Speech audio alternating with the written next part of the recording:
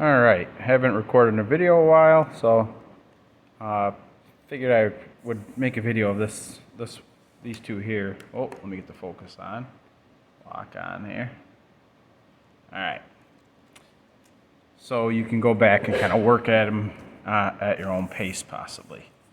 So we've got this hoop rolling up the hill, gets to the top, and still moving at some speed v. Alright, we want to figure out what speed initially it has to be shot at in order to make it up to the top of the amper and still be moving at some speed v. So your initial kinetic energy at the bottom has to equal your kinetic energy at the top plus the gain in kinetic or potential energy at the top.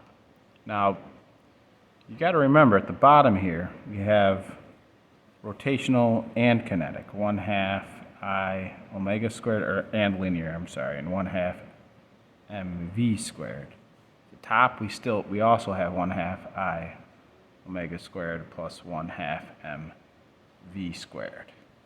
Now, these are the initial, and this is the omega at the top plus mgh. All right, so let's just maybe list out some given variables here. So the mass of this thing is called capital M. The height it goes up is going to be h. The v at the top is v. The radius of the thing is capital R. Now,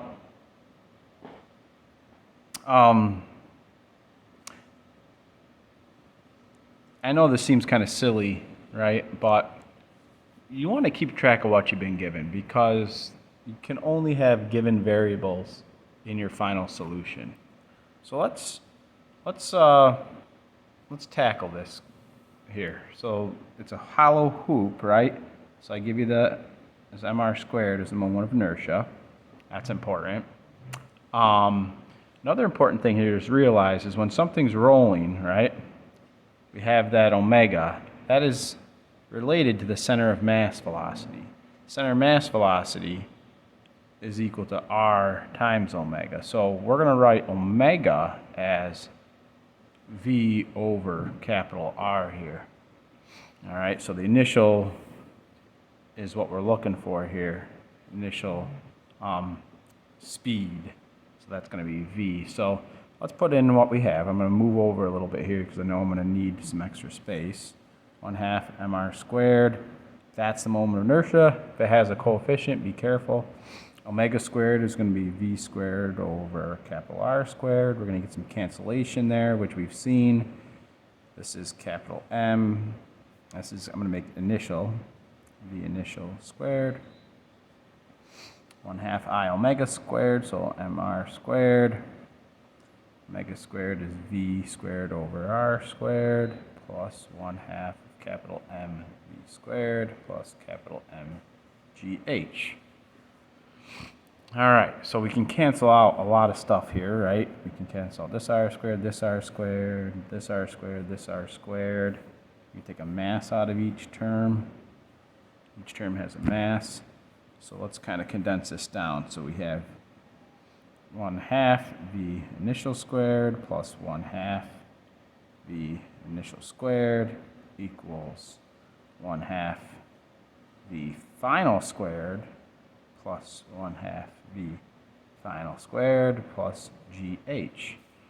So we're getting kind of a cool result here with all this cancellation. Condense things together, so we get v initial squared 1/2 plus 1/2 equals 1/2 v final squared plus gh. Now, it was a hollow hoop, right? That's why these are both 1/2 here. So again, we're looking for the initial velocity, so all we have to do, the initial velocity here, would have to be equal to the square root of the final velocity squared plus gh. All right, so that's a pretty cool result for that one.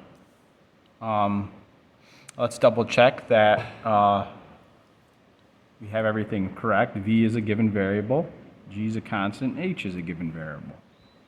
So, yeah, there we go. All right, so that's the first one there. Conservation of energy with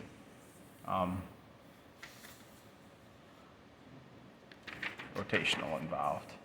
All right, next one.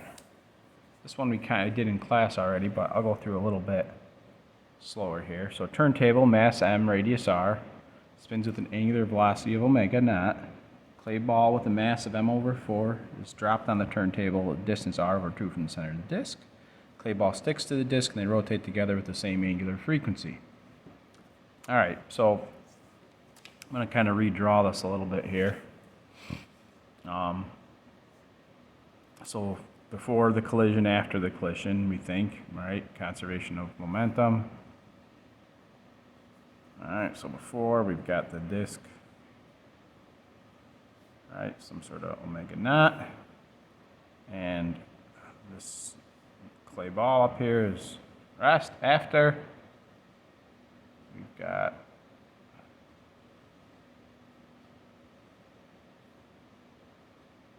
that was bad drawing, oh well.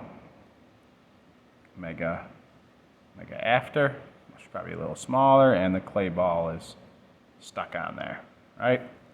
I guess I didn't put it in quite the right spot.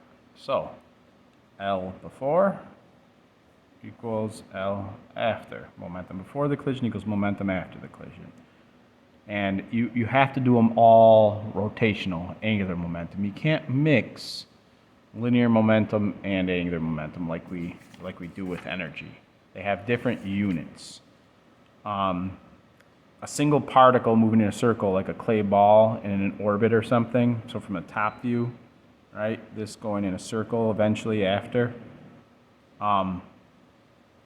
its angular momentum, typically we would say it's a lowercase l is mvr.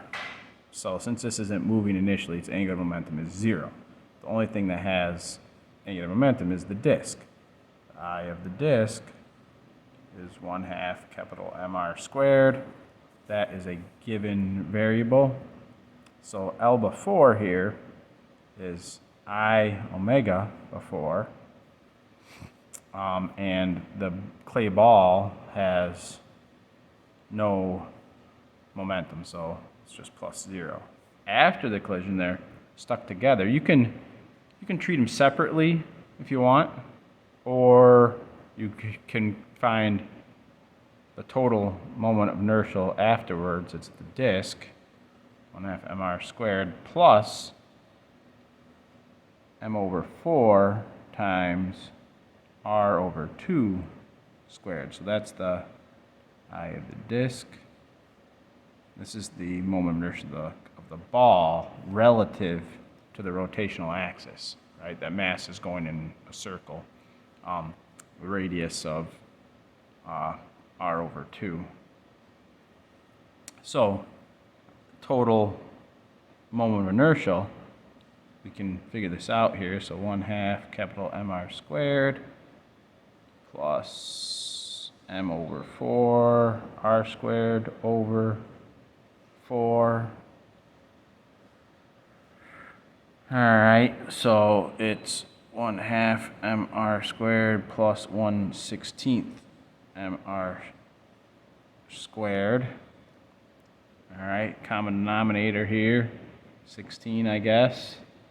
So 8 9/16 Mr squared is going to be your moment of inertia. Kind of a strange number, but it doesn't matter. It's what they would want you to do here.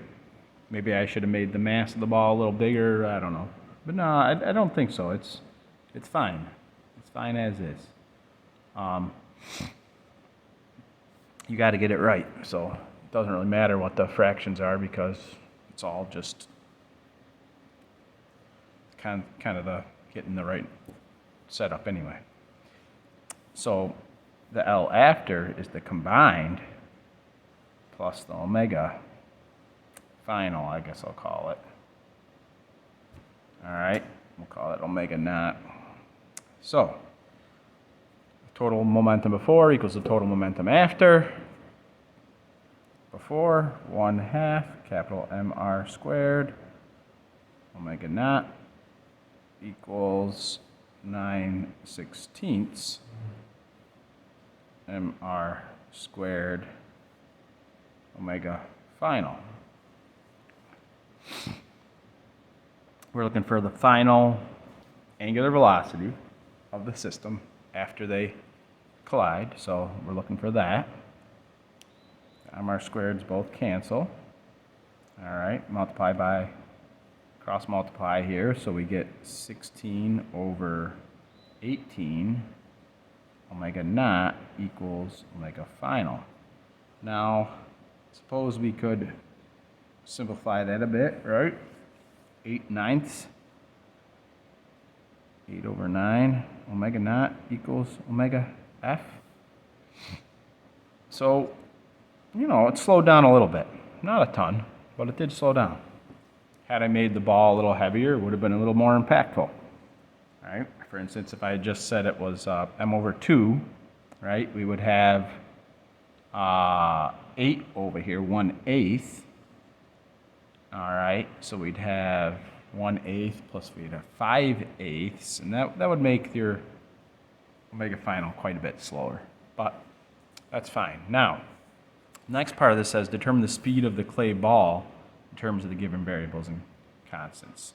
So everything's rotating at 8/9, whatever the initial angular velocity was. Everything is. They all have to go around the circle the same number of times in a given time interval. Every bit of mass that's going around. Now, what's different is the speed of everything, right? So remember, so that's part A here. Part B wants us to say, okay, how fast is that clay ball moving if we look at it from above? All right, so we look at it from above, it's r/2 is the radius of that motion. We're looking for V, all right? Omega is 8/9 omega naught, so V equals R omega, so that's going to be r/2 times 8/9 omega naught. So V is 8/18 R omega naught. And I guess I could simplify this again, divided 4/9 R omega naught. All right.